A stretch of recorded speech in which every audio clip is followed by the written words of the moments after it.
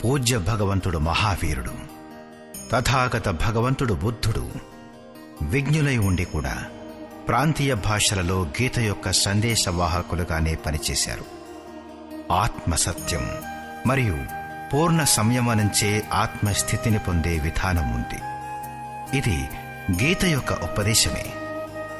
బుద్ధుడు అదే తత్వాన్ని సర్వజ్ఞం మరియు నాశనము కాని పదవి అంటూ గీత యొక్క సిద్ధాంతాలనే సమర్థించాడు. ఇంతేకాదు, కాని విశ్వవాంగ్మయంలో ధర్మం పేరిట ఏదైనా సార సర్వస్వం ఉందంటే, ఉదాహరణకి ఒకే ఈశ్వరుడు, ప్రార్థన, ప్రాయశ్చిత్తం, తపస్సు మొదలగునవి అన్నీ కూడా గీత యొక్క ఉపదేశాలే.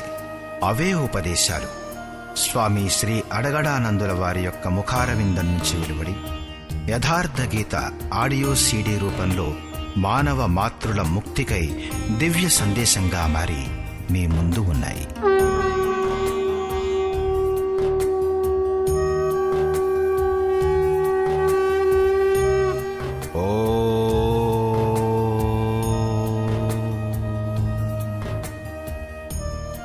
శ్రీ పరమాత్మనే నమః. యథార్థ గీత, శ్రీమద్ భగవద్గీత, పంచమ అధ్యాయం. 3వ అధ్యాయంలో అర్జునుడు, భగవంతుడా, జ్ఞానయోగం మీకు శ్రేష్టమనిపించినప్పుడు మీరు నన్ను భయంకర కర్మజాలంలో ఎందుకు పడేస్తున్నారు అని ప్రశ్నించాడు. అర్జునుడికి నిష్కామ కర్మయోగానికంటే జ్ఞానయోగం కొంచెం సరళమని తోచినట్లుంది. ఎందుకంటే జ్ఞానయోగంలో ఓటమిలో దైవత్వం మరియు గెలుపులో మహామహిమ స్థితి 2 దశల్లోనూ లాభమే అనిపించింది. కానీ ఇప్పటి వరకు 2 మార్గాల్లోనూ కర్మ చేయవలసిందేనని అర్జునుడు చక్కగా అర్థం చేసుకున్నాడు. యోగేశ్వరుడతన్ని సంశయరహితుడైన తత్వదర్శకుడైన మహాపురుషుని శరణు చేరమని కూడా ప్రేరేపించాడు. ఎందుకంటే అర్థం చేసుకునేందుకు అదొక్కటే సరైన స్థానం. 2 మార్గాల్లో నుంచి ఒకటి ఎన్నుకునే ముందు అతను ఇలా నివేదించుకున్నాడు. అర్జున ఉవాచ.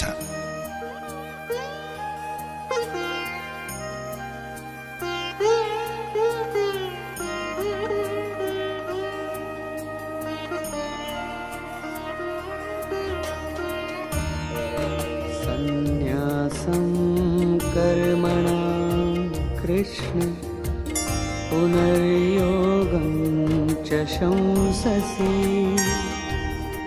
యచ్ఛ్రేయ ఏతయోరేకం తన్మే బ్రూహి సునిశ్చితం. హే శ్రీకృష్ణ, మీరొకప్పుడు సన్యాసంతో కూడి చేసిన కర్మను, మరింకొకప్పుడు నిష్కామ దృష్టిలో చేసిన కర్మను ప్రశంసిస్తారు. ఈ రెండింటిలోనూ ఒకటి మీచే చక్కగా నిశ్చయించబడినది, పరమ కళ్యాణకారి అయిన దానిని నాకు చెప్పండి. ఎక్కడికైనా వెళ్ళడానికి మీకు 2 మార్గాలు చెప్పబడితే మీరు సుఖప్రదమైన దారేదని తప్పకుండా అడుగుతారు. అలా అడగనట్లయితే మీకు వెళ్లే అభిప్రాయమే లేదన్నమాట. అప్పుడు యోగేశ్వరుడైన శ్రీకృష్ణుడంటాడు, శ్రీ భగవాను వాచ.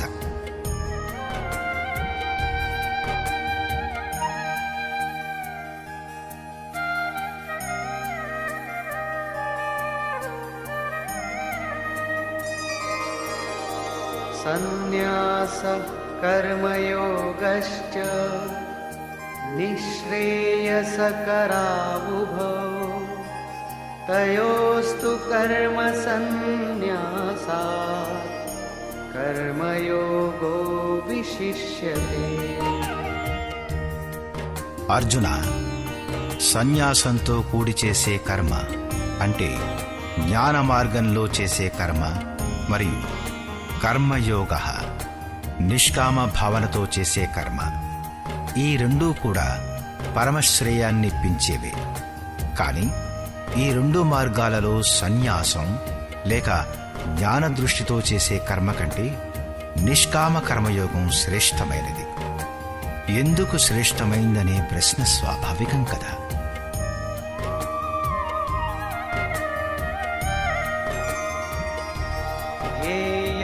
स नित्यसन्न्यासी यो न द्वेष्टि न काङ्क्षति निर्द्वन्द्वो हि महाबाहो सुखं बन्धात् प्रमुच्यते. మహాబాహువులు గల అర్జున, ఎవరినీ ద్వేషించని వాడిని, దేనిని ఆకాంక్షించని వాడిని ఎప్పటికీ సన్యాసి అని అనుకోవడం సముచితం. అతడు జ్ఞాన మార్గంలో గాని లేక నిష్కామ కర్మయోగంలో గాని ఉండవచ్చు.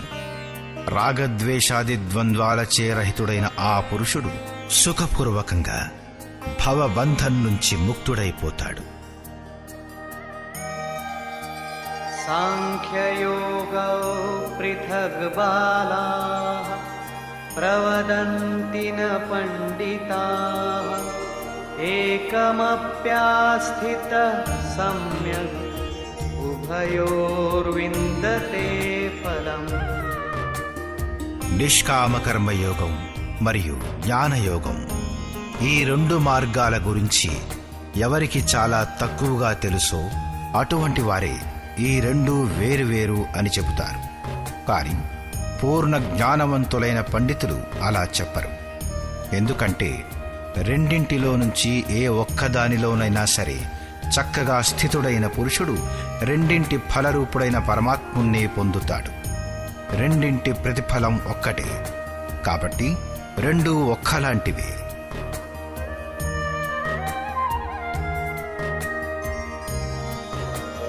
యత్సాంఖ్యై ప్రాప్యతే స్థానం తద్యోగైరపి గమ్యతే ఏకం సాంఖ్యం చ యోగం చ యః పశ్యతి స పశ్యతి.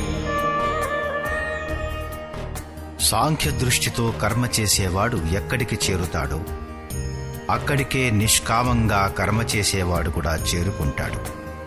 కాబట్టి ఎవరైతే రెండింటినీ ప్రతిఫలం దృష్ట్యా ఒకటిగా చూస్తారో వారే యథార్థాన్ని తెలుసుకున్నవారు. రెండు మార్గాలు ఒకే స్థానాన్ని చేర్చేటప్పుడు నిష్కామ కర్మయోగంలో విశేషం ఏమిటి? శ్రీకృష్ణుడు అంటాడు, సన్యాసస్తు మహాబాహో దుఃఖమాప్తుమయో గతః యోగయుక్తో మునిర్బ్రహ్మ న చిరేణాధిగచ్చతి. అర్జున, నిష్కామ కర్మయోగాన్ని ఆచరించకుండా సన్యాస అంటే సర్వస్వం యొక్క న్యాసం దుఃఖప్రదమైనది. యోగం యొక్క ఆచరణ ప్రారంభమే చెయ్యనప్పుడు అది అసంభవమవుతుంది. కాబట్టి భగవత్ స్వరూపాన్ని మననం చేసే మునులు, మనస్సుతో సహా ఇంద్రియాలు మౌనమైపోయిన ఆ మునులు నిష్కామ కర్మయోగాన్ని ఆచరిస్తూ పరబ్రహ్మ అయిన పరమాత్ముణ్ణి శీఘ్రంగానే పొందుతారు.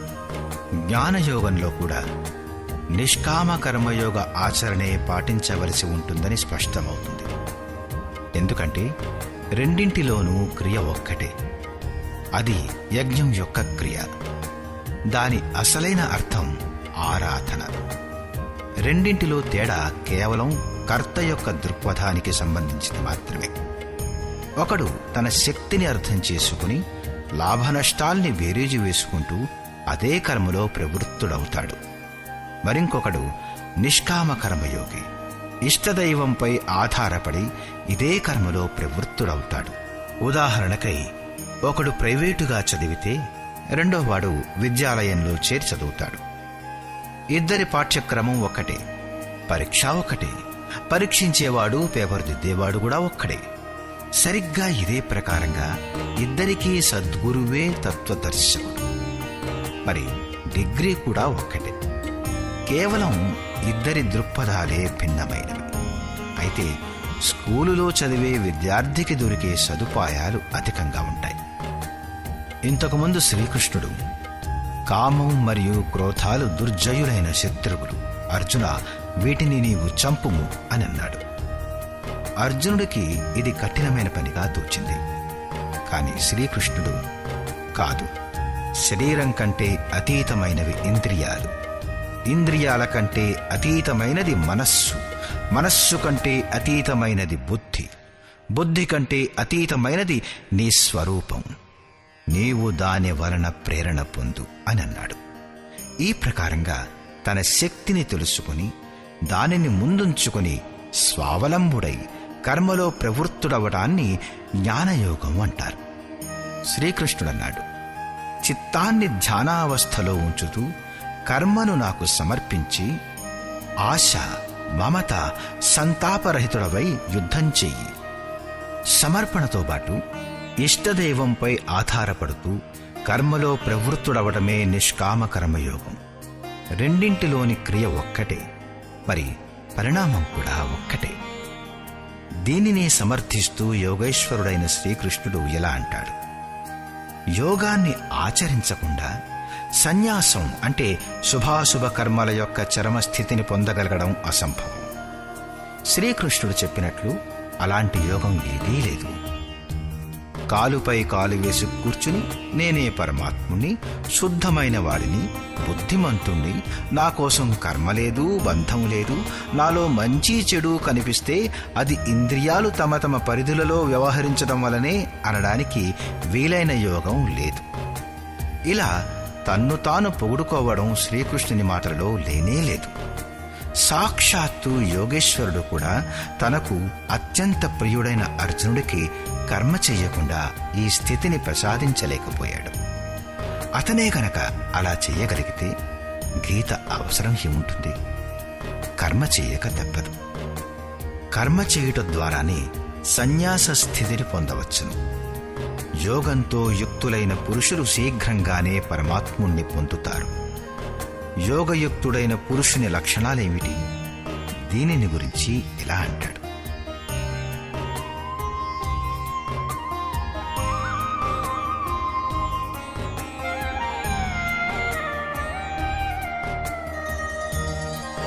योगयुक्तो विशुद्धात्मा विजितात्मा जितेन्द्रियः सर्वभूतात्मभूतात्मा कुर्वन्नपि न लिप्यते.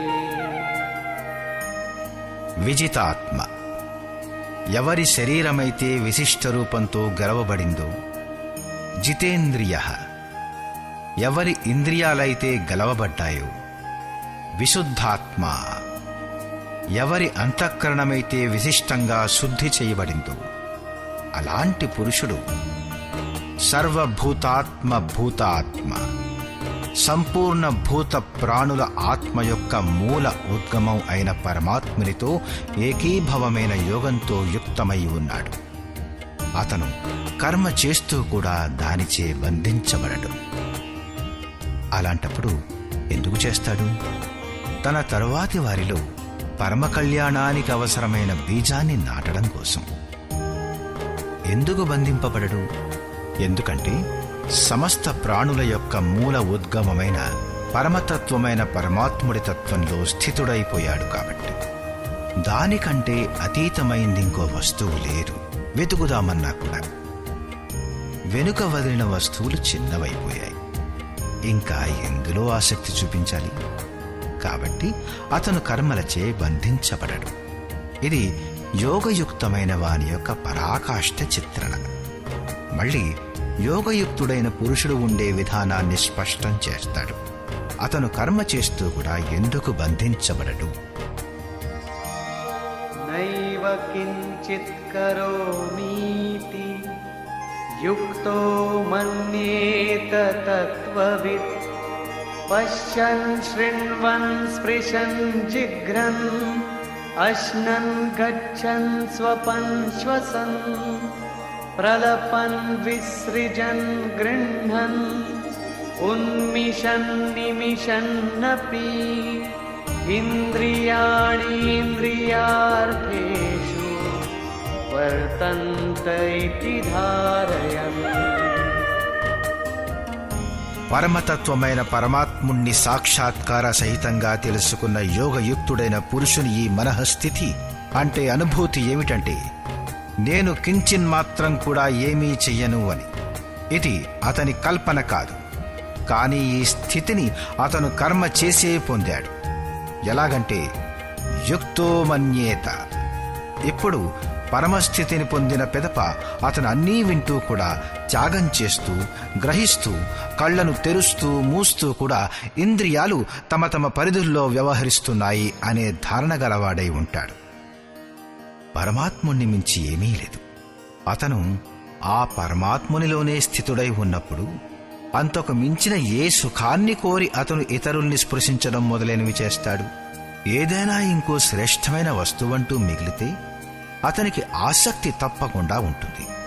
కాని ఆ స్థితిని పొందిన పిదప ఇప్పుడింకా ఎక్కడికి వెడతాడు? మరి వెనుక ఏం త్యజిస్తాడు? కాబట్టి యోగంతో యుక్తుడైన పురుషుడు బంధించబడడు.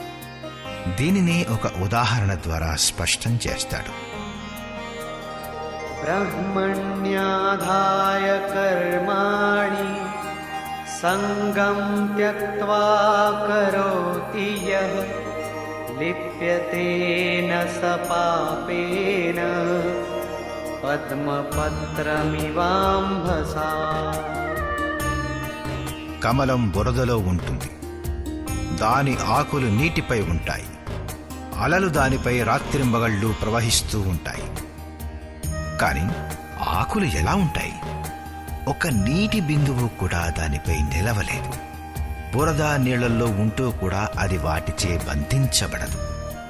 సరిగ్గా ఇదే ప్రకారంగా ఏ పురుషుడైతే అన్ని కర్మలను పరమాత్మునిలో విలయం చేసి, అంటే సాక్షాత్కారంతో బాటే కర్మలు విలయమవుతాయి, అంతకు ముందు కావు, ఆసక్తిని త్యాగం చేసి ఇప్పుడు పొందదగిన ఇంకో వస్తువేదీ లేదు, అందుచేత ఆసక్తి పుట్టదు.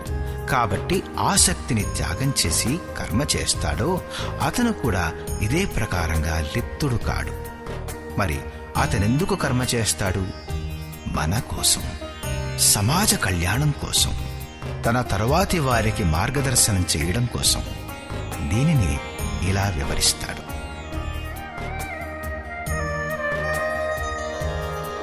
కాయేన మనసా బుద్ధ్యా కేవలైరింద్రియైరపి యోగినః కర్మ కుర్వంతి సంగం త్యక్త్వాత్మశుద్ధయే.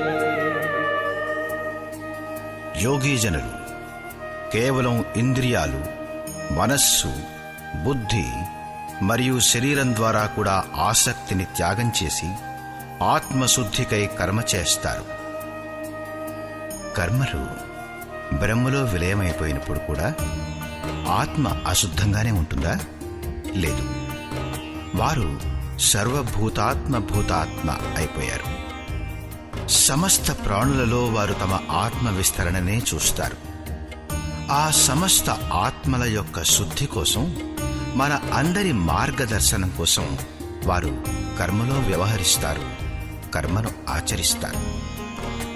శరీరం, బుద్ధి, మనస్సు మరియు కేవలం ఇంద్రియాలతో వారు కర్మ చేస్తారు.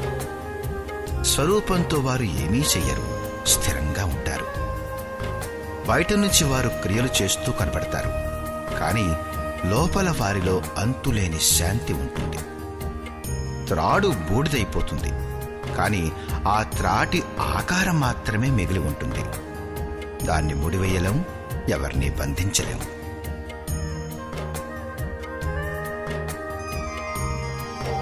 యుక్తః కర్మఫలం త్యక్త్వా శాంతిమాప్నోతి నైష్ఠికీం అయుక్తః కామకారేణ ఫలే సక్తో నిబధ్యతే. యోగయుక్తుడు అంటే యోగం యొక్క ప్రతిఫలమైన పరమాత్మను పొందిన పురుషుడు, అన్ని ప్రాణుల ఆత్మల యొక్క మూలమైన పరమాత్మునిలో స్థితుడై ఉన్న యోగి. కర్మ ఫలాన్ని త్యాగం చేసి, నిజానికి కర్మ ప్రతిఫలమైన పరమాత్ముడు అతనితో వేరుగా లేడు. కాబట్టి కర్మ యొక్క ప్రతిఫలాన్ని త్యాగం చేసి నైష్ఠికీం శాంతిం ఆప్నోతి, శాంతి యొక్క అంతిమ అవస్థను పొందుతాడు. దాని తరువాత ఇంకా పొందదగిన శాంతి అనేది మిగిలి ఉండదు. దాని తరువాత అతడెప్పుడూ అశాంతికి గురికాడు. కాని ఏ పురుషుడు కర్మ పరిణామంతో యుక్తుడు కాడో, ఇంకా దారిలోనే ఉన్నాడో, అలాంటి పురుషుడు ప్రతిఫలాల్లో ఆసక్తుడై ప్రతిఫలమైన పరమాత్మునిపై ఆసక్తి కలగడం అవసరం. కాబట్టి ప్రతిఫలంతో ఆసక్తుడై కామకారేణ నిబధ్యతే, కోరుకొనుట వలన బంధించబడతాడు. అంటే చివరి వరకు కోరికలు జాగృతమవుతూనే ఉంటాయి. అందుచేత సాధకుడు చివరి వరకు సావధానుడై ఉండవలసి ఉంటుంది. గురు మహారాజుల వారనేవారు, ఓ, మనం భగవంతుడి నుంచి కొంచెం కూడా వేరుగా ఉన్నంత వరకు మాయ సఫలమనవచ్చు. ఈ దశని రేపు పొందవచ్చు. అయినా కూడా ఈరోజు అతను అజ్ఞానుడే. ఇందువలన చివరి వరకు సాధకుడు అజాగ్రత్తగా ఉండరాదు. ఇదే విషయం ఈ శ్లోకంలో చెప్పబడింది.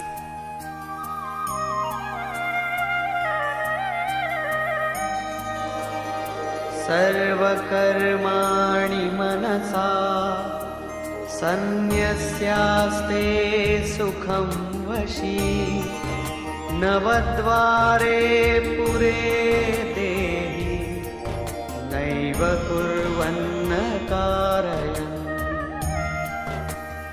ఎవరైతే సంపూర్ణంగా స్వవశుడు, ఎవరైతే శరీరం, బుద్ధి, మనస్సు, ప్రకృతుల కంటే అతీతంగా స్వయంలో స్థితుడై ఉన్నాడో, అలాంటి స్వవశంలో ఉన్న పురుషుడు నిస్సందేహంగా ఏమీ చెయ్యడు, ఏమీ చేయించడు. తరువాతి వారిచే చేయించడం కూడా అతని ఆంతరంగిక శాంతిని స్పృశించలేదు. అలాంటి స్వరూపస్థుడైన పురుషుడు శబ్దాది విషయాలను గ్రహించే 9 ద్వారాలు, 2 చెవులు, 2 కళ్ళు, 2 నాసికరంధ్రాలు, 1 నోరు, ఉపస్థ మరియు పాయువు గల శరీర రూపమైన ఇంటిలో అన్ని కర్మలను మనస్సుతో త్యాగం చేసి స్వరూపానందంలోనే స్థితుడై ఉంటాడు. నిజానికి అతనేమీ చెయ్యడు, చేయించడు. దీనిని శ్రీకృష్ణుడు మళ్లీ ఇంకో రకంగా ఆ ప్రభువు చెయ్యడు మరియు చేయించడు అని చెప్పాడు. సద్గురువు, భగవంతుడు, ప్రభువు, స్వరూపస్థుడైన మహాపురుషుడు, యుక్తుడు మొదలైన పదాలు ఒకదానికొకటి పర్యాయవాచకాలు. భగవంతుడు వేరుగా ఏదో చేసేయడానికంటూ రాడు. అతను ఏదైనా చేస్తే ఇలాంటి స్వరూపస్థులైన ఇష్టుల చేత చేయిస్తాడు. మహాపురుషునికి శరీరం ఒక ఇల్లు మాత్రమే. అందుచేత పరమాత్ముడు చెయ్యడం అన్నా, మహాపురుషుడు చెయ్యడం అన్నా ఒక్కటే. ఎందుకంటే అతను వారి ద్వారానే చేస్తాడు. వాస్తవానికి అలాంటి పురుషుడు చేస్తూ కూడా ఏమీ చెయ్యడు. తరువాతి శ్లోకం చూడండి. న కర్తృత్వం న కర్మాణి లోకస్య సృజతి ప్రభుః న కర్మఫల సంయోగం స్వభావస్తు ప్రవర్తతే. ఆ ప్రభువు భూత ప్రాణుల కర్తృత్వ భావాన్ని గాని, కర్మలను గాని, కర్మ యొక్క ప్రతిఫలాల సంయోగాన్ని గాని చెయ్యడు. కాని స్వభావంలో స్థితమైన ప్రకృతి యొక్క ప్రభావ ప్రేరణల చేతనే అందరూ వ్యవహరిస్తారు. ప్రకృతిని బట్టి సాత్వికం, రాజసం లేక తామసం ఉంటుందో ఆ విధంగానే వారు వ్యవహరిస్తారు. ప్రకృతి గొప్పదైనా మీ స్వభావం ఎంత వికృతమైందో లేక వికసితమైందో మీ మీద అంతే ప్రభావాన్ని వెయ్యగలదు. సాధారణంగా లోకులు చేసేవాడు, చేయించేవాడు భగవంతుడే అని, మనం నిమిత్తమాత్రులమే అని, మనచే మంచి చేయించినా సరే లేక చెడు చేయించినా సరే అంతా ఆ పరమాత్ముడు చేయించేదే అని అంటారు. కాని యోగేశ్వరుడైన శ్రీకృష్ణుడంటాడు, ఆ ప్రభువు చెయ్యడు, చేయించడు, అసలు సంయోగాన్నే కుదర్చడు. లోకులు తమ స్వభావంలో గల ప్రకృతికి అనుగుణంగా వ్యవహరిస్తారు, స్వతహా పనిచేస్తారు. వారు తమ అలవాట్లచే వివశులై పనిచేస్తారు. భగవంతుడు చెయ్యడు. అలాంటప్పుడు భగవంతుడే చేస్తాడని లోకులెందుకంటారు? యోగేశ్వరుడంటాడు,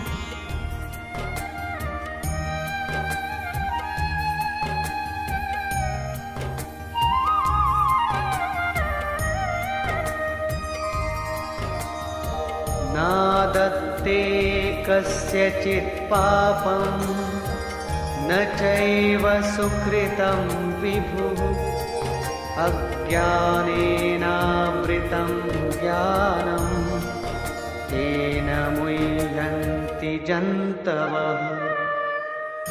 ఎవరినైతే ఇప్పటి వరకు ప్రభువు అన్నాడో అతనినే ఇక్కడ విభువు అనడమయ్యింది. ఎందుకంటే అతను సంపూర్ణ వైభవంతో సంయుక్తుడైన వాడు కాబట్టి. ప్రభుతతో మరియు వైభవంతో సంయుక్తుడైన ఆ పరమాత్ముడు ఎవరిదైనా పాపకర్మాన్ని గాని పుణ్యకర్మాన్ని గాని గ్రహించడు. మరి లోకులెందుకంటారు? ఎందుకంటే అజ్ఞానం ద్వారా జ్ఞానం కప్పబడి ఉంది కనుక. వారికింకా సాక్షాత్కార సహితంగా జ్ఞానం లభించలేదు కాబట్టి. ప్రస్తుతానికి వారు జంతువులు. మోహవశంలో వారేమైనా అనవచ్చు. జ్ఞానం వలన ఏమవుతుంది? దీన్ని స్పష్టంగా చెప్పాడు. జ్ఞానేన తు తదజ్ఞానం యేషాం నాశితమాత్మనః తేషామాదిత్యవజ్ జ్ఞానం ప్రకాశయతి తత్పరం. ఎవరి అంతఃకరణంలోని అజ్ఞానం ఆత్మ సాక్షాత్కారం ద్వారా నష్టమైపోతుందో, ఎవరైతే జ్ఞానాన్ని పొందుతారో వారి యొక్క ఆ జ్ఞానం సూర్యుని సదృశంగా ఆ పరమతత్వమైన పరమాత్మని దర్శింపచేస్తుంది. అంటే ఆ పరమాత్మ అనేది ఏదైనా అంధకారం పేరా? కాదు. అతను స్వయం ప్రకాశ రూప దినరాతి, స్వయం ప్రకాశ రూపం గలవాడు.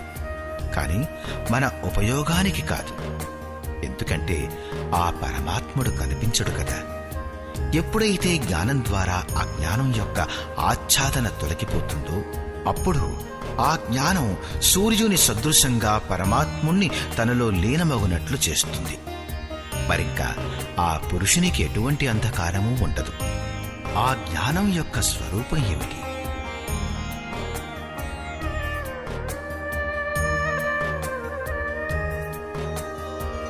తద్బుద్ధయస్తదాత్మానః తన్నిష్ఠాస్తత్పరాయణాః గచ్చన్త్య పునరావృత్తిం జ్ఞాననిర్ధూతకల్మషాః. ఎప్పుడైతే ఆ పరమతత్వమైన పరమాత్మునికి అనుగుణంగా బుద్ధి ఉంటుందో, తత్వానికి అనుగుణంగా ప్రవహించే మనస్సు ఉంటుందో, పరమతత్వమైన పరమాత్మలో ఏకీభావంతో అతను ఉంటాడు, అతనిలో నిమగ్నుడై ఉంటాడు. అటువంటి దశ పేరే జ్ఞానం. జ్ఞానం కల్లబుల్లి కబుర్లు లేక వాద వివాదాల పేరు కాదు. ఈ జ్ఞానం ద్వారా పాపరహితుడైన పురుషుడు పునరాగమనరహితమైన పరమగతిని పొందుతాడు. పరమగతిని పొంది పూర్ణంగా తెలివితేటలతో యుక్తుడైన పురుషుణ్ణే పండితుడు అని కూడా అంటారు. తర్వాత విద్యా వినయ సంపన్నే బ్రాహ్మణే గవిహస్తిని శుని చైవ శ్వపాకే చ పండితా సమదర్శినః. జ్ఞానం ద్వారా ఎవరి పాపాలైతే నశించిపోయాయో, ఎవరైతే అపునరావర్తి పరమగతిని పొందారో అలాంటి జ్ఞానులు వినయ సంపన్నుడైన బ్రాహ్మణుని పట్ల, చండాలుని పట్ల, ఆవు మరియు కుక్క పట్ల, ఏనుగు పట్ల సమానమైన దృష్టి గలవారై ఉంటారు. వారి దృష్టిలో విద్యా వినయ సంపన్నుడైన బ్రాహ్మణుడు గొప్పవాడు కాడు, చండాలుడు తక్కువ కాడు, ఆవు ధర్మం కాదు, కుక్క అధర్మం కాదు. అలాగే ఏనుగు పెద్ద శరీరాన్ని కలిగి ఉండదు. అలాంటి పండితులు జ్ఞాన సంపన్నులు, సమదర్శులు, సమవర్తులు అయి ఉంటారు. వారి దృష్టి చర్మంపై గాక ఆత్మపై పడుతుంది. వారికి కనిపించే భేదం ఏమిటంటే, విద్యా వినయ సంపన్నుడు స్వరూపానికి దగ్గరలో ఉంటే, మిగిలిన వారు కొంచెం దూరంలో ఉంటే, కొంతమంది ముందు మజిలీ చేరి ఉంటే, కొందరు వెనుక మజిలీలో ఉన్నారు. శరీరం వస్త్రం మాత్రమే. వారి దృష్టి వస్త్రం యొక్క మహత్వాన్ని చూడదు, కాని అతని హృదయంలో గల ఆత్మపై పడుతుంది. కాబట్టి వారెలాంటి భేదాన్ని చూపరు. శ్రీకృష్ణుడు పర్యాప్తమైన గోసేవ చేశాడు. అతను ఆవుల గురించి గౌరవప్రదంగా మాట్లాడాలి కదా, కాని అతనలా మాట్లాడలేదు. శ్రీకృష్ణుడు ఆవుకి ధర్మంలో ఎలాంటి స్థానమూ ఇవ్వలేదు.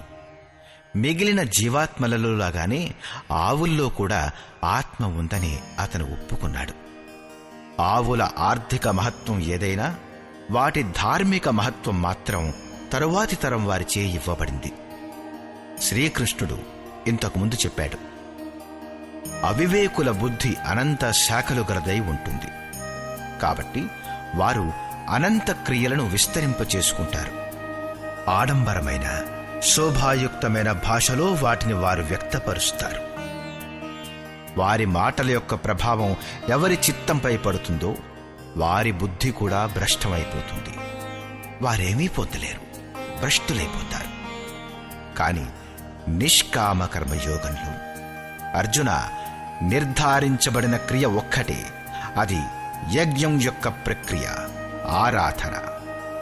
ఆవు, కుక్క, ఏనుగు, రావి చెట్టు, నది మొదలైన వాటి ధార్మిక మహత్వం ఇలాంటి అనంత శాఖలు గల అవివేకుల అభిప్రాయం మాత్రమే. వీటికే గనక నిజంగా ధార్మిక మహత్వం ఉంటే శ్రీకృష్ణుడు చెప్పి ఉండేవాడే. గుడి, మసీదు వగైరా పూజా స్థలాలు ఆరంభంలో అవసరమైనవే. అక్కడ ప్రేరణ కలిగించే సామూహిక ఉపదేశాలు ఇవ్వబడతాయి. కాబట్టి వాటి ఉపయోగం తప్పకుండా ఉంటుంది. అవి ధర్మోపదేశం వినిపించే కేంద్రాలు. ప్రస్తుత శ్లోకంలో 2 రకాల పండితుల గురించి చర్చించబడింది. ఒక పండితుడు పూర్ణ జ్ఞాత, మరి 2వ రకం పండితుడు విద్యా వినయ సంపన్నుడు. వారు 2 రకాలెలా? వాస్తవానికి ప్రతి విషయానికి 2 హద్దులుంటాయి. ఒకటి అత్యధికమైనది, పరాకాష్ఠ. మరి రెండోది ప్రారంభిక దశకు చెందినది లేదా నిమ్నతమైనది. ఉదాహరణకై, ఎక్కడి నుంచైతే భక్తి మొదలవుతుందో, వివేకం, వైరాగ్యం మరియు ధ్యానంతో ఆరాధించడం మొదలవుతుందో, అది భక్తి యొక్క నిమ్నతమ హద్దు. ఎక్కడైతే భక్తి తన పరిణామాన్నిచ్చే స్థితిలోకి చేరుకుంటుందో, అది భక్తి యొక్క ఉచ్చతమ హద్దు. ఇదే ప్రకారంగా బ్రాహ్మణ శ్రేణిలో కూడా ఎప్పుడైతే బ్రహ్మలో ప్రవేశం పొందే యోగ్యతలు వస్తాయో, ఆ సమయంలో విద్య, వినయం చేకూరుతాయి. మనస్సు మరియు ఇంద్రియాలపై నియంత్రణ, అనుభవం యొక్క సంచారం, నిరంతరంగా చింతన, ధ్యానం మరియు సమాధి మొదలైన బ్రహ్మలో ప్రవేశం ఇప్పించే అన్ని యోగ్యతలు అతని అంతరాళంలో స్వాభావికంగా కార్యరథములై ఉంటాయి. ఇది బ్రాహ్మణత్వం యొక్క నిమ్నతమ అంటే కనిష్టమైన హద్దు. ఎప్పుడైతే క్రమంగా ఉన్నతమవుతూ ఆ బ్రహ్మ యొక్క దిగ్దర్శనం చేసి అతనిలో ప్రవేశం పొందుతాడో, అప్పుడు అత్యుత్తమ హద్దు వస్తుంది. తెలుసుకోవలసిన దాన్ని తెలుసుకున్నాడు. అతను పరిపూర్ణమైన జ్ఞాని. జన్మ మరణరహితుడైన అలాంటి పురుషుడు విద్యా వినయ సంపన్నుడైన బ్రాహ్మణుడిపై, చండాలునిపై, కుక్కపై, ఏనుగు మరియు ఆవుపై సమానమైన దృష్టి గలవాడవుతాడు. ఎందుకంటే అతని దృష్టి హృదయస్థితమైన ఆత్మస్వరూపం పైన పడుతుంది. అలాంటి మహాపురుషునికి పరమగతిలో ఏం దొరికింది, ఎలా దొరికింది అనే విషయం స్పష్టం చేస్తూ యోగేశ్వరుడైన శ్రీకృష్ణుడంటాడు,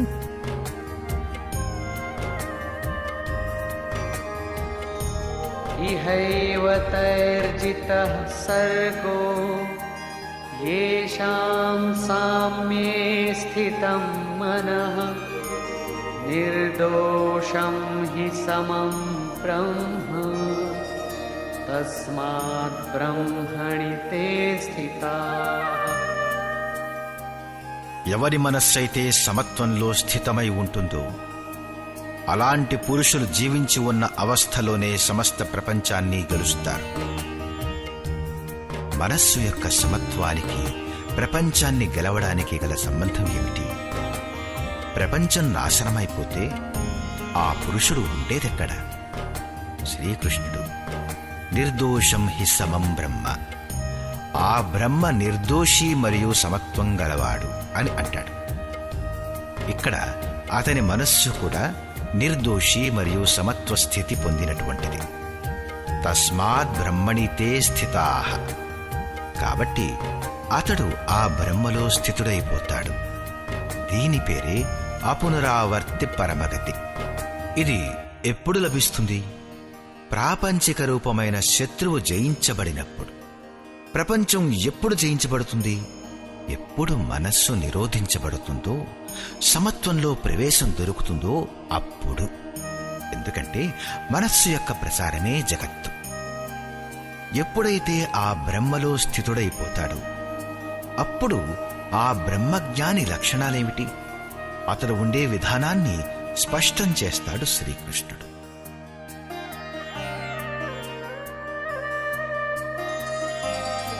न प्रहिष्येत् प्रियं प्राप्य नो द्विजेत् प्राप्य च प्रियं स्थिरबुद्धिरसम्मूढो ब्रह्मविद् ब्रह्मणि स्थितः. అతనికి ప్రియం అప్రియం అంటూ ఉండదు. కాబట్టి దేనినైతే లోకం ప్రియమైనదంటుందో దానిని పొంది అతను ఆనందించడు.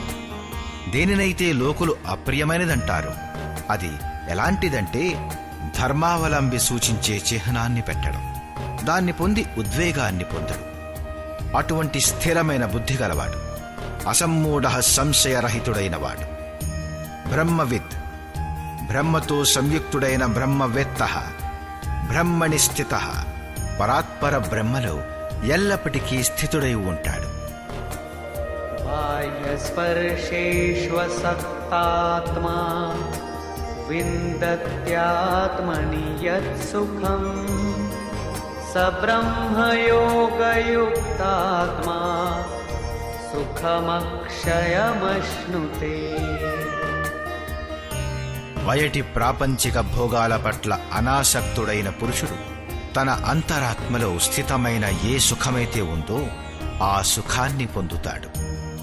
ఆ పురుషుడు బ్రహ్మయోగయుక్తాత్మ, పరబ్రహ్మ అయిన పరమాత్మునితో కలిసినటువంటి ఆత్మ కలవాడు.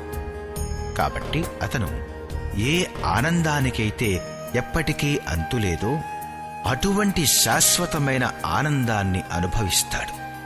ఈ ఆనందాన్ని ఎవరనుభవించవచ్చు? ఎవరైతే బయటి విషయం భోగాల పట్ల అనాసక్తులవుతారో వారు. అంటే భోగించటం సుఖించటం తప్ప? భగవంతుడైన శ్రీకృష్ణుడు ఇలా అంటాడు,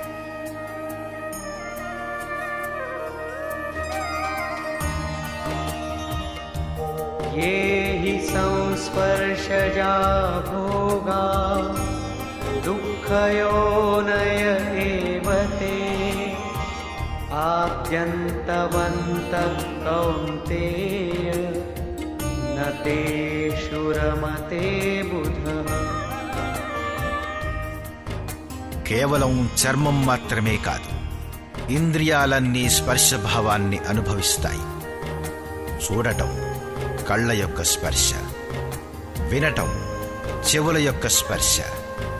ఈ ప్రకారంగా ఇంద్రియాల విషయాల సంయోగంచే ఉత్పన్నమయ్యే అన్ని భోగాలు ప్రీతికరమైనవిగా అనిపిస్తాయి. కాని నిస్సందేహంగా అవన్నీ దుఃఖయోనయ, దుఃఖప్రదమైన జన్మలకు కారణమవుతాయి. ఈ భోగాలే ముందు జన్మలకి కారణమవుతాయి. అంతేకాదు ఆ భోగాలు జనన మరణాలు కలవి, నశ్వరాలు. కాబట్టి కౌంతేయ, వివేకవంతుడైన పురుషుడు వాటిలో చిక్కుకొనిపోడు. ఇంద్రియాల ఈ స్పర్శలలో ఏముంటుంది? కామక్రోధాలు, రాగద్వేషాలు ఉంటాయి.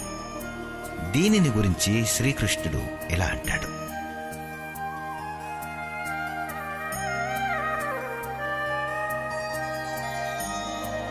शक्नोति हैव यः सोढुं प्राक्शरीरविमोक्षणात् कामक्रोधोद्भवं वेगं स युक्तः स सुखी नरः. కాబట్టి ఏ మనుష్యుడైతే శరీరం నాశనమవ్వడానికి ముందే కామం మరియు క్రోధాల నుండి ఉత్పన్నమయ్యే వేగాన్ని సహించడంలో, నాశనం చేయడంలో సమర్థుడవుతాడు, అతడే నరుడు, రమించనివాడు. అతడే ఈ లోకంలో యోగంతో యుక్తుడైనవాడు మరియు అతడే సుఖంగా ఉండేవాడు. దేని వెనుకనైతే దుఃఖం లేదు, ఆ సుఖంలో అంటే పరమాత్మలో స్థితుడైనవాడు. జీవిస్తూ ఉండగానే ఈ సుఖాన్ని పొందవచ్చు, మరణించిన తర్వాత కాదు. సంత్ కబీరు దీనినే ఇంకా స్పష్టంగా చెప్పాడు: అవధూ జీవత్ మే కర్ ఆశ. మరణానంతర ముక్తి గురించి చెప్పే గురువు స్వార్థపరుడు, అబద్ధపు విశ్వాసాన్ని కలిగించేవాడు. ఇదే యోగేశ్వరుడైన శ్రీకృష్ణుని అభిప్రాయం కూడా. శరీరం ఉండగానే, మరణానికి ముందే ఎవడైతే కామక్రోధాల వేగాన్ని నశింపచేయడంలో సమర్థుడవుతాడో ఆ పురుషుడే ఈ లోకంలో యోగి. అతనే సుఖంగా ఉండేవాడు. కామం, క్రోధం వంటి బాహ్య స్పర్శలే శత్రువులు. వీటిని మీరు జయించండి.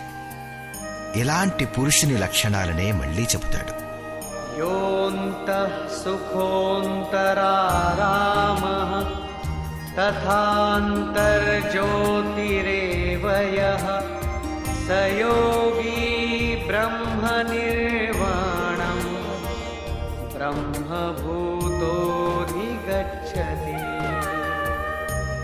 ఏ వ్యక్తి అయితే అంతరాత్మలోనే సుఖం కలవాడు, అంతరారామః అంతరాత్మలోనే విశ్రమించువాడు, ఎవరైతే అంతరాత్మలోనే ప్రకాశం కలవాడు, సాక్షాత్కారం పొందినవాడు, అతనే యోగి. బ్రహ్మభూతః బ్రహ్మతో ఒక్కటై బ్రహ్మ నిర్వాణం వాక్కులకు అతీతమైన బ్రహ్మ, శాశ్వత బ్రహ్మను పొందుతాడు. అంటే మొదట వికారాల నాశనం, అంటే కామక్రోధాల నాశనం, మరి తరువాత దర్శనం, అటు తరువాత ప్రవేశం.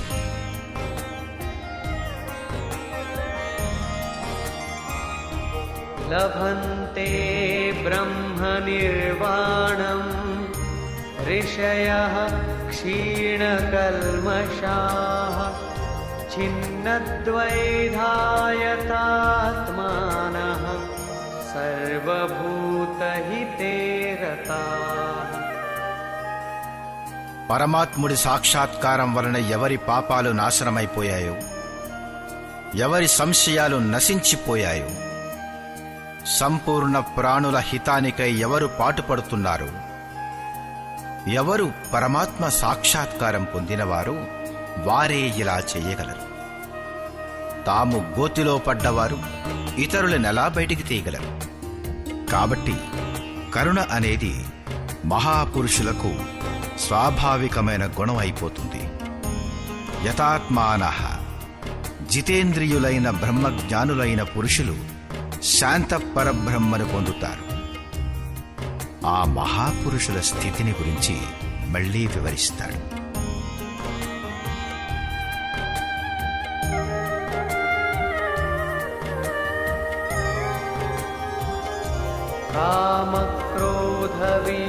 కామక్రోధవియుక్తానాం యతీనాం యతచేతసాం అభితో బ్రహ్మనిర్వాణం वर्तते विदितात्मना కామక్రోధరహితులైన గెలవబడ్డ చిత్తం గలవారై పరమాత్ముని యొక్క సాక్షాత్కారం చేసుకున్న జ్ఞానులైన పురుషులకు అన్ని వైపుల నుండి శాంత పరబ్రహ్మ లభిస్తాడు. దానివలన ప్రేరణ పొందాలని యోగేశ్వరుడైన శ్రీకృష్ణుడు ఆ పురుషుడు ఉండే విధానాన్ని మరీ మరీ వివరించాడు. ప్రశ్న రమారమి పూర్తయింది. ఇప్పుడు అతడు మళ్లీ వివరించి చెప్పేదేమిటంటే, ఈ స్థితిని పొందడానికై చేయవలసిన వాటిలో అవసరమైంది శ్వాస ప్రశ్వాసల యొక్క చింతన. యజ్ఞం యొక్క ప్రక్రియలో ప్రాణాన్ని అపానంలో ఆహుతి చేయడం, అపానాన్ని ప్రాణంలో ఆహుతి చేయడం, ప్రాణాపానాల గతి నిరోధం చేయడం గురించి అతడు ఇదివరకే చెప్పాడు. దాన్నే బోధపరుస్తున్నాడు.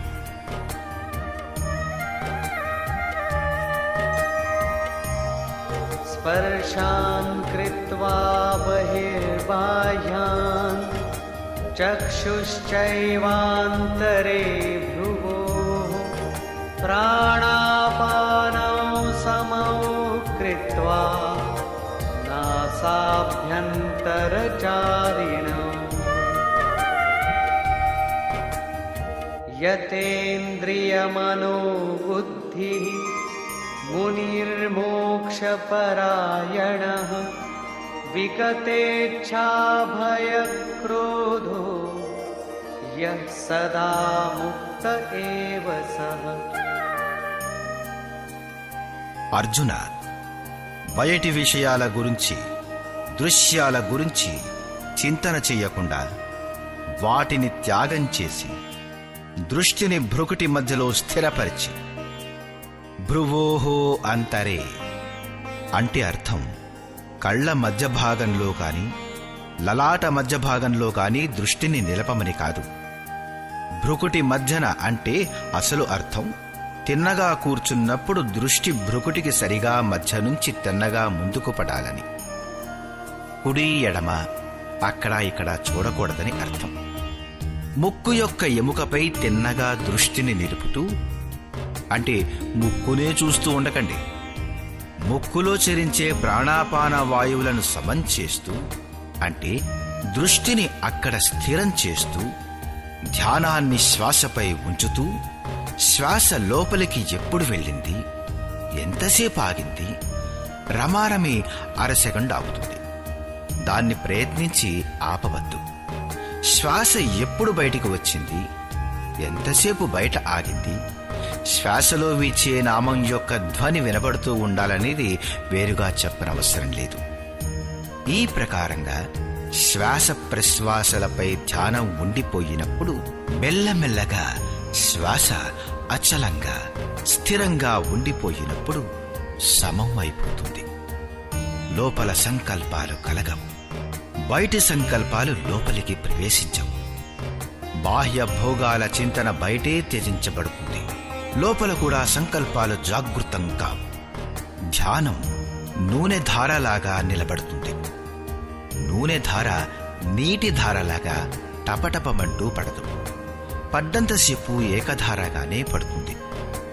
ఈ ప్రకారంగా ప్రాణాపానాల గతిని స్థిరం మరియు సమం చేసి ఇంద్రియాలని, మనస్సుని, బుద్ధిని గెలిచినవాడైన, కోరికలు, భయక్రోధాలు లేని మననశీలతలో చరమసీమకు చేరి మోక్షపరాయణుడైన ముని ఎప్పటికీ ముక్తిని పొందినవాడే.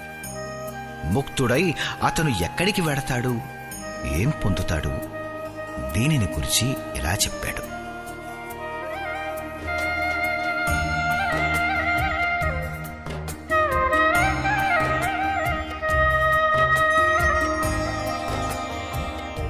भोक्तारं यज्ञतपसां सर्वलोकमहेश्वरं सुहृदं सर्वभूतानां ज्ञात्वा मां शान्तिमृच्छति.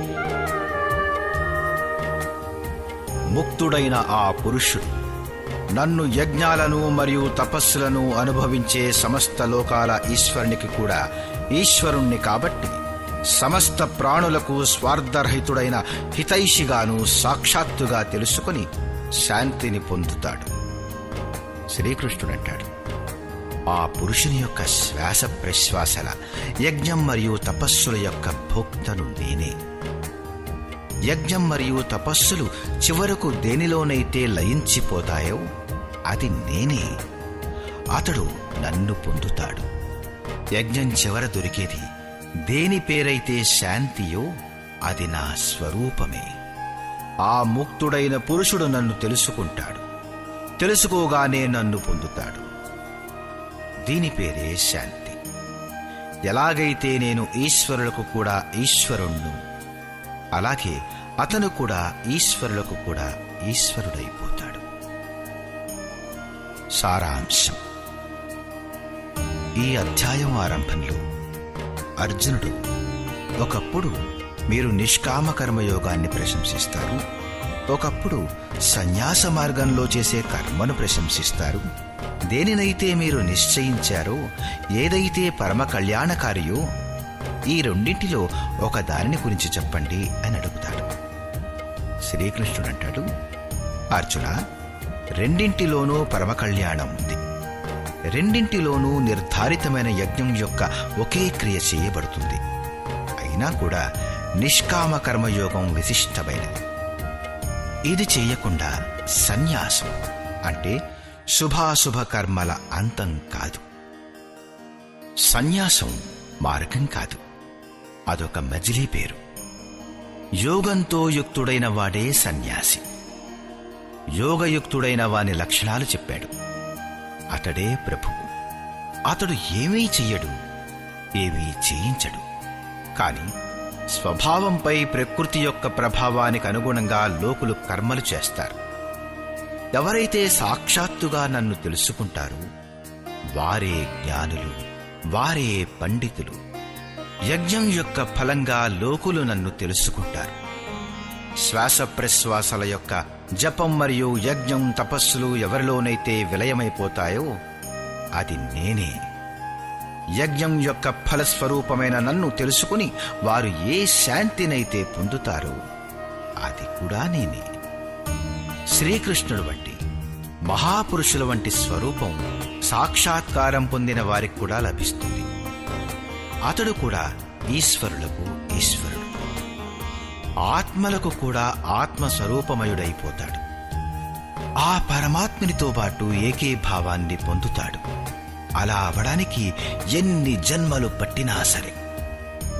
ఈ అధ్యాయంలో స్పష్టం చేయబడింది ఏమిటంటే, యజ్ఞం తపస్సు వీటి యొక్క భోక్త మహాపురుషులలో కూడా ఉండే శక్తి ఈ రెండు మహేశ్వరుడే. ఓం తత్సదితి. శ్రీమద్భగవద్గీతాసూపనిషత్సు బ్రహ్మ విద్యాయాం యోగశాస్త్రే శ్రీకృష్ణార్జున సంవాదే యజ్ఞభోక్త మహాపురుషస్తమహేశ్వరః నామ పంచమోధ్యాయః. ఈ ప్రకారంగా శ్రీమద్భగవద్గీత రూపమైన ఉపనిషత్తు మరియు బ్రహ్మ విద్య మరియు యోగ శాస్త్ర విషయంలో శ్రీకృష్ణుడు మరియు అర్జునుడి యొక్క సంవాదంలో యజ్ఞభోక్త మహాపురుషస్థుడు మహేశ్వరుడు అనే పేరుగల 5వ అధ్యాయం పూర్తయింది. ఇది శ్రీమత్ పరమహంస పరమానందస్య శిష్య స్వామి అడగడానంద కృతే శ్రీమద్భగవద్గీతాయాః యథార్థగీతా భాష్యే యజ్ఞభోక్త మహాపురుషస్తమహేశ్వరః నామ పంచమోధ్యాయః. ఈ ప్రకారంగా శ్రీమత్ పరమహంస పరమానంద గారి యొక్క శిష్యుడు స్వామి అడగడానంద గారిచే రచించబడిన శ్రీమద్భగవద్గీత యొక్క భాష్యం యథార్థ గీతలో యజ్ఞభోక్త మహాపురుషస్తమహేశ్వరః అనే 5వ అధ్యాయం పూర్తయింది. హరి ఓం తత్సత్.